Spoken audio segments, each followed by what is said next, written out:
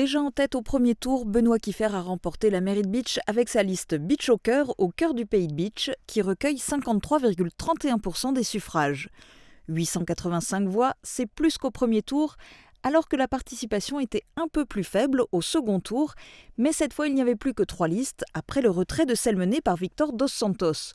Au final, Benoît Kiefer est le seul candidat à gagner des voix à Bitche.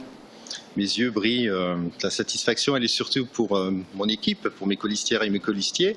C'est à eux que j'attribue cette satisfaction. Bien évidemment, je suis content pour la ville, je suis content de porter un nouvel avenir pour la ville de Bitche. Je remercie les électeurs en premier lieu, puisque c'est à eux que revient cette victoire. Et je porte aussi mon attention à tous ceux qui ont dirigé leur suffrage ou leur expression vers d'autres listes, celles et ceux qui n'ont pas pu voter. Mais en toute occurrence, je serai le maire de toutes les Bitchoises et de tous les Bitchois. La séance d'installation du conseil municipal de Bitche, qui élira son maire, doit se tenir samedi. Dans la foulée, le programme s'annonce chargé pour Benoît Kiefer.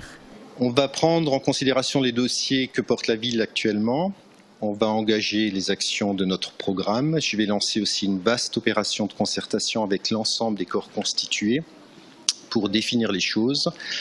Aussi des concertations avec les commerçants, les associations, pour qu'on établisse un cadre et recréer cette dynamique. Mais je suis très attaché à la démocratie, donc je veux voir l'ensemble de ces personnes pour qu'on puisse définir de véritables feuilles de route qui soient profitables à la ville et aux habitants de Bitche.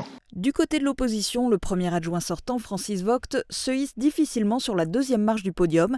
Mais avec 447 voix, soit 26,93% des suffrages exprimés, il est loin derrière Benoît Kiefer.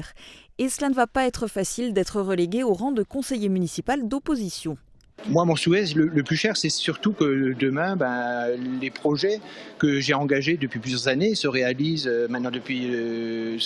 pour Bitche, que je prends le projet de santé indispensable pour la ville de Bitche, mais aussi le projet de la gendarmerie, le projet de l'hôtel qui est déjà bien engagé. Retour aussi au conseil municipal pour son prédécesseur, l'ancien premier adjoint Pascal Leichnam. Il est déjà dans les starting blocks. Avec 19,76% des voix, sa liste Changement 2020 avec Leichnam Pascal remporte 2 sièges au conseil municipal. Au niveau de mon électorat, je les remercie. Je resterai bien sûr dans l'opposition, façon de parler si on peut dire ça, pour surveiller exactement ce qui va se passer, pour défendre les intérêts de mes électeurs. Au-delà de la ville de Bitche, se profile évidemment à l'horizon la communauté de communes du pays de Bitche et sa présidence.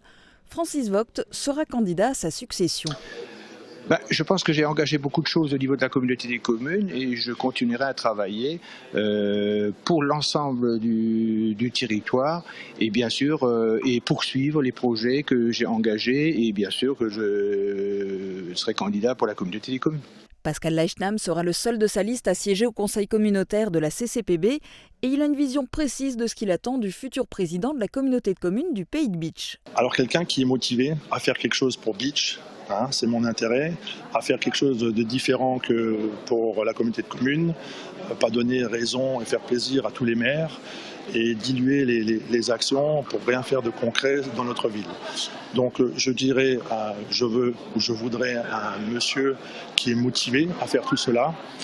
Donc en l'occurrence, en tout cas, c'est pas M. Vogt qui aura ma voix s'il se présente lors du conseil communautaire. Et si la surprise venait d'un autre Bitchois ? Benoît Kiefer n'a pas dit son dernier mot. Je définis les choses de manière globale, toujours dans la concertation, de la démocratie. Je vais rencontrer dès demain les autres élus, je vais discuter avec eux. Et donc c'est une participation, c'est une collectivité. On ne décide jamais les choses. Moi, je serai candidat. Je vous le dis très sincèrement, je souhaite être candidat. Mais si le projet global est porteur et profitable à l'ensemble en ayant une collégialité qui va vous permettre d'avoir cette dynamique et de porter cette dynamique, je l'accepterai. Verdict d'ici le 17 juillet.